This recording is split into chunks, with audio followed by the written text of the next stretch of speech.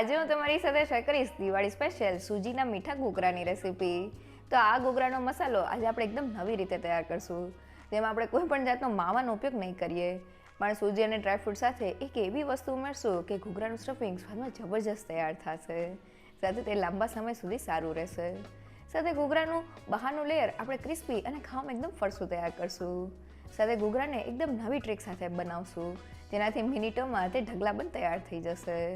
તો દિવાળીના તહેવારમાં એકવાર આ રીતે ઘૂઘરા ચોક્કસથી ટ્રાય કરવા જેવા છે. તો ચાલો રેસીપી શરૂ કરીએ. મીઠા ઘૂઘરા માટે સૌથી પહેલાં સ્ટફિંગ બનાવવા મેં આ 3/4 કપ એટલે કે અડધી વાટકીથી થોડું વધારે ઘી લીધેલું છે.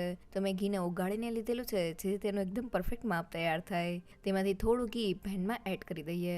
હવે મેં તે જ વાટકીના માપથી 1 વાટકી જેટલો આ રીતનો ઝીણો રવો લીધેલો છે. ઘરમાં જાડો રવો હોય તો તેને મિક્સર જારમાં પીસી લેવો. હવે રવાને ઘી સાથે સારી રીતે મિક્સ કરી લઈએ અને ધીમા ગેસ પર રવાને શેકી લઈએ.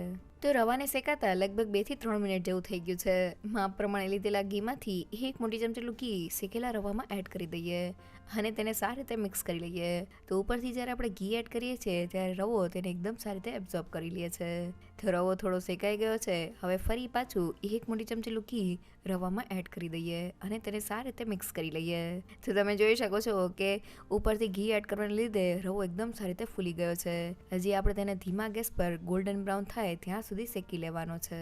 તો મીઠા ઘૂઘરાનું સ્ટફિંગ આપણે રવા સાથે તૈયાર કરીએ છીએ, એટલે રવાને આપણે ધીમા ગેસ પર શેકવાનો છે.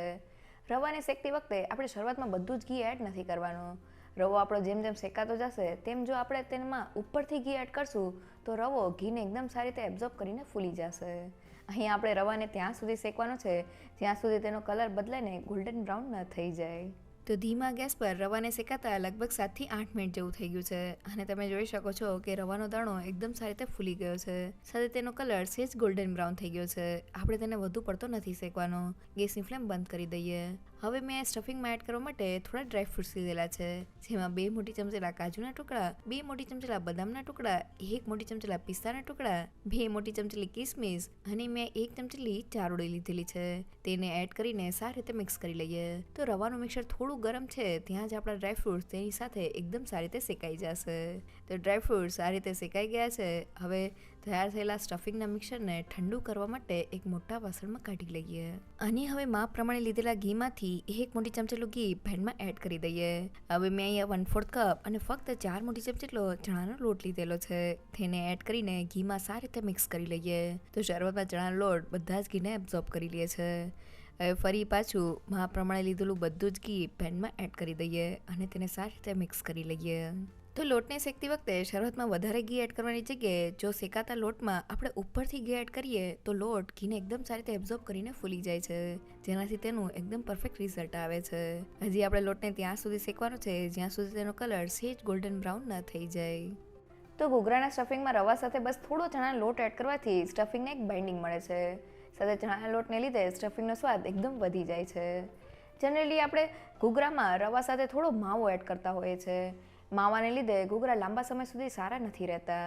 બસ થોડો ચણાનો લોટ રવા સાથે એડ કરવાથી સ્ટફિંગ એકદમ જબરજસ્ત તૈયાર થાય છે. તો ધીમા ગેસ પર ચણાના લોટને શેકાતા લગભગ 4 થી 5 મિનિટ જેવું થઈ ગયું છે અને લોટ એકદમ સારી રીતે શેકાઈને થોડો ગોલ્ડન બ્રાઉન થઈ ગયો છે. સાથે તેમાંથી શેકાવાની એકદમ સરસ સુગંધ આવવા લાગી છે. ગેસની ફ્લેમ બંધ કરી દઈએ અને શેકેલા ચણાના લોટના મિક્સરને રવા સાથે એડ કરી દઈએ. અને હજી સ્ટફિંગનું મિક્સર થોડું ગરમ છે ત્યારે જ આપણે તેમાં બીજી વસ્તુ એડ કરવાની છે. તો મેં 1 કપ જેટલું સૂકા કોપરાનું છીણ લીધેલું છે. તો મેં આ રીતના ઝીણા છીણનો ઉપયોગ કરેલો છે. સાથે 1 મોટી ચમચેલા ખસખસના દાણા અને ફ્લેવર માટે 1 ચમચી જેટલો એલચી પાવડર અને 1/4 ટીસ્પૂન જેટલો જાયફળ પાવડર એડ કરી દઈએ અને બધી જ વસ્તુને મિક્સ કરી લઈએ. તો સ્ટફિંગમાં થોડા ખસખસના દાણા એડ કરવાથી તેનો સ્વાદ એકદમ સરસ આવે છે. તો બધી વસ્તુ એકદમ સારી રીતે મિક્સ થઈ ગઈ છે. હવે આપણે સ્ટફિંગને એકદમ સારી રીતે ઠંડુ કરી લેવાનું છે. અને હવે સ્ટફિંગમાં મીઠાશ એડ કરવા માટે મેં 1 કપ જેટલી સાકર લીધેલી છે. 1 કપ રવા સાથે 1 કપ જેટલી સાકરનું માપ એકદમ પરફેક્ટ છે. તેને મિક્સર જારમાં એડ કરી દઈએ અને સારી રીતે ગ્રાઇન્ડ કરી લઈએ. તો સાકર ગ્રાઇન્ડ થઈને તેનો આ રીતનો ભૂકો તૈયાર થઈ ગયો છે. અને હવે સ્ટફિંગને જોઈએ તો આપણું સ્ટફિંગ એકદમ સારી રીતે ઠંડુ થઈ ગયું છે. તેમાં તૈયાર કરેલા સાકરના ભૂકાને એડ કરી દઈએ અને તેને સારી રીતે મિક્સ કરી લઈએ. તો સ્ટફિંગ ઠંડુ થાય પછી જ આપણે તેમાં ખાંડ કે સાકરના ભૂકાને એડ કરવાનો છે. તો બધી વસ્તુ મિક્સ થઈને આપણું એકદમ ટેસ્ટી સ્ટફિંગ તૈયાર થઈ ગયું છે. સ્ટફિંગને હાથમાં દબાવીએ તો તેમાં એકદમ સારી રીતે બાઇન્ડિંગ આવી ગયું છે, જે ઘૂઘરા બનાવવા માટે એકદમ પરફેક્ટ છે. જો આ સમયે સ્ટફિંગ છૂટું રહેતું હોય તો 1 થી 2 ચમચી જેટલું ઘી એડ કરી દેજો. તો સ્વાદમાં એકદમ જબરજસ્ત આપણું મીઠા ઘૂઘરાનું સ્ટફિંગ તૈયાર થઈ ગયું છે. અહીંયા સ્ટફિંગમાં મેં સૂકા કોપરાનું છીણ એડ કરેલું છે. જેટલો મેં રવો લીધેલો છે તેટલા જ પ્રમાણમાં સૂકા કોપરાનું છીણ લીધેલું છે. બંનેનું માપ સરખું રાખેલું છે. પણ જો તમને સૂકા કોપરાના છીણનો સ્વાદ ન ભાવતો હોય તો તમે તેને ઓછું પણ કરી શકો છો. સાથે સ્ટફિંગ એકદમ સારી રીતે ઠંડુ થઈ જાય પછી જ આપણે તેમાં સાકર કે ખાંડનો ભૂકો એડ કરવાનો છે. સ્ટફિંગ ગરમ હોય ત્યારે આપણે તેમાં સાકર એડ નથી કરવાનું. તો હવે ઘૂઘરાના બહારના લેયરનો લોટ બાંધી લઈએ. અને હવે ઘૂઘરાના બહારના લેયર માટે લોટ બાંધવા મેં મેંદાનો લોટ લીધેલો છે. તો વાટકીના માપથી 2 વાટકી અને વજનમાં 250 ગ્રામ જેટલો મેંદાનો લોટ લીધેલો છે. હવે મેં આ તે જ વાટકીના માપથી 1/4 કપ અને ફક્ત 4 મોટી ચમચી જેટલો ઝીણો રવો લીધેલો છે. સાથે મોણ માટે મેં અહીંયા 4 મોટી ચમચી જેટલું ઘી લીધેલું છે. તેને લોટમાં એડ કરી દઈએ અને સારી રીતે મિક્સ કરી લઈએ. તો જેને એકદમ સહેલું માપ 1 વાટકી મેંદાના લોટ સાથે આપણે 2 મોટી ચમચી જેટલું ઘી લેવાનું છે.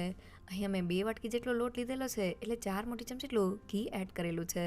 તો ઘી લોટમાં એકદમ સારી રીતે મિક્સ થઈ ગયું છે, જેનાથી લોટનું ટેક્સચર આ રીતનું ક્રમ્બલી તૈયાર થઈ ગયું છે. જેને હાથમાં દબાવીએ તો તે સારી રીતે બાઇન્ડ થઈ જાય છે. મીન્સ આપણા મોણનું માપ લોટમાં એકદમ પરફેક્ટ છે. હવે થોડું થોડું પાણી એડ કરતા જઈને આપણે ઘૂઘરાના બહારના લેયર માટેનો લોટ બાંધી લઈએ. તો તમે જોઈ શકો છો કે મેં લોટને બાંધી લીધેલો છે અને તે આ રીતનો મીડિયમ સોફ્ટ છે.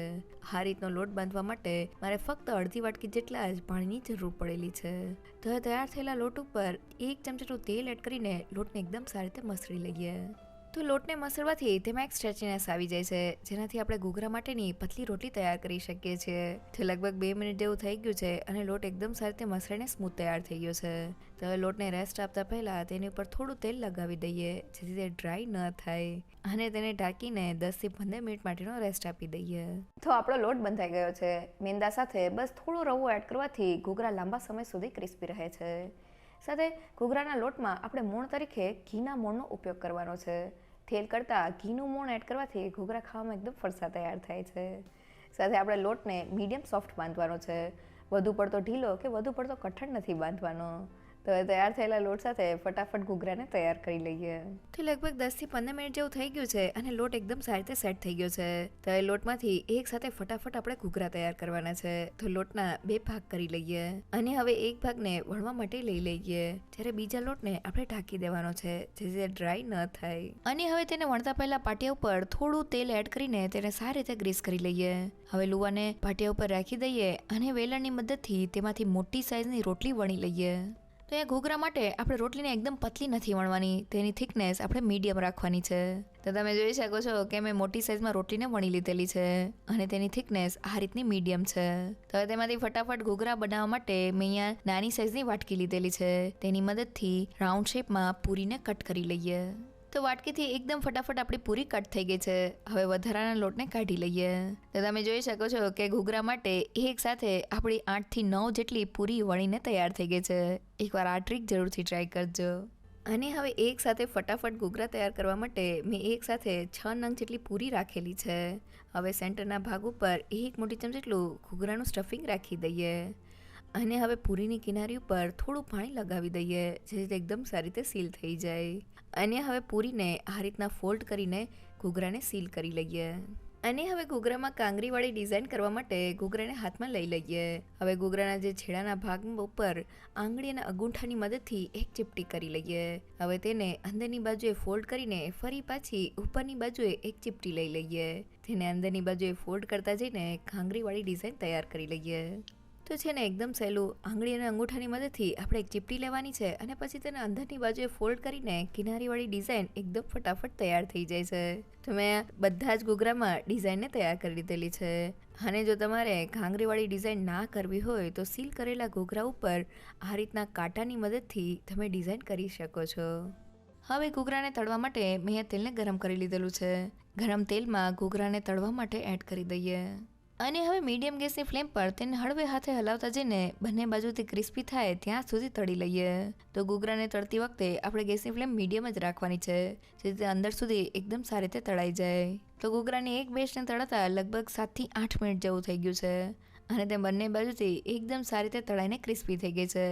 તો તળાયેલા ઘૂઘરાને છારામાં લઈ લઈએ. તો ડબ્બો ભરીને આપણા મીઠા ઘૂઘરા તૈયાર થયા છે. એ ઘૂઘરાને હાથેથી તોડીને જોઈએ તો ઘૂઘરા ક્રિસ્પી હોવાની સાથે ખાવામાં એકદમ ફરસા તૈયાર થયા છે. એકવાર જરૂરથી ટ્રાય કરજો. તો ફક્ત એક વાટકી રવામાંથી આપણા ડબ્બો ભરીને બજાર જેવા મીઠા ઘૂઘરા તૈયાર થઈ ગયા છે. ઘૂઘરા બનાવતી વખતે બસ તમારે અમુક વાતનું ધ્યાન રાખવાનું છે. પહેલી હોય કે સ્ટફિંગ માટે જ્યારે તમે રવાને શેકો ત્યારે ઘીને 2 ચીસમાં એડ કરવાનો છે, જેનાથી રવો એકદમ સારી રીતે શેકાઈ જશે અને ઘીને એબ્ઝોર્બ કરીને સારી રીતે ફૂલી પણ જશે. સાથે રવા સાથે બસ થોડો ચણાનો લોટ એડ કરવાથી ઘૂઘરાના સ્ટફિંગને એક બાઇન્ડિંગ મળે છે અને તેનો સ્વાદ એકદમ વધી જાય છે. સાથે સ્ટફિંગમાં જ્યારે તમે ખાંડ કે સાકરનો ભૂકો એડ કરો ત્યારે સ્ટફિંગને એકદમ સારી રીતે ઠંડુ કરી લેવાનું છે અને પછી જ તેમાં ખાંડ કે સાકરનો ભૂકો એડ કરવાનો છે. સાથે ઘૂઘરાના બહારના લેયરનો લોટ બાંધતી વખતે મેંદા સાથે બસ થોડો રવો એડ કરવાથી ઘૂઘરા લાંબા સમય સુધી ક્રિસ્પી રહે છે. સાથે ઘૂઘરાને તળતી વખતે શરૂઆતમાં તમારે ગેસની ફ્લેમ એકદમ ધીમી રાખવાની છે અને ઘૂઘરાને મીડિયમ ટુ લો ગેસની ફ્લેમ પર એકદમ સારી રીતે તળીને ક્રિસ્પી તૈયાર કરી લેવાના છે. તૈયાર થયેલા આ ઘૂઘરામાં આપણે સૂજીનું સ્ટફિંગ એડ કરેલું છે, જેનાથી ઘૂઘરા લાંબા સમય સુધી સારા રહેશે. જો તમને મારી આજની રેસીપી ગમી હોય તો મને કમેન્ટ સેક્શનમાં જરૂરથી કહેજો. સાથે મારા વિડીયોને લાઇક અને ફ્રેન્ડ્સ અને ફેમિલીમાં શેર કરજો અને મારી ચેનલને સબસ્ક્રાઈબ કરવાનું ના ભૂલશો. તો ફરી મળીએ એક નવી રેસીપી સાથે.